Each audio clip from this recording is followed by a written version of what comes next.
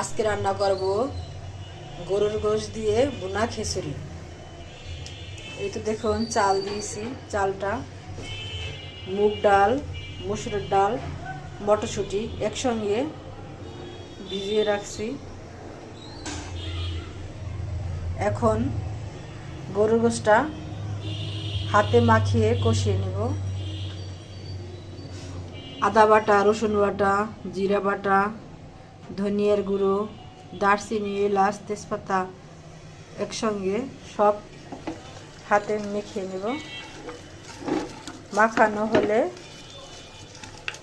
ঢাইকা দিব।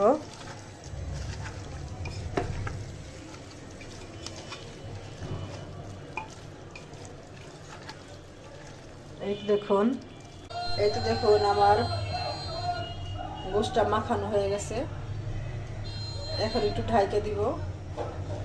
আজকে রান্না করবো প্রেসার কুকারে গরুর গোশত দিয়ে ভুনা খিচুড়ি।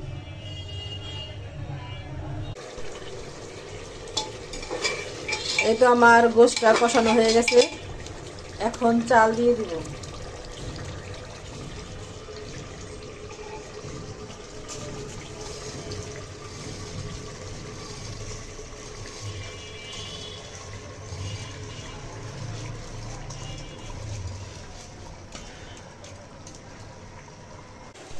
এখন চালটা কষানো হয়ে গেছে। এখন একটু ঘি দিয়ে দিব। এই তো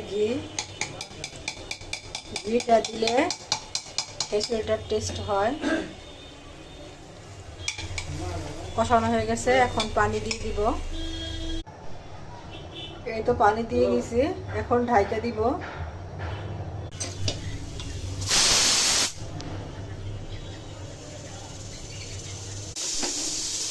এই তো একটা সিটি দিয়েছে, এখন চুলাটা নিভিয়ে দিব।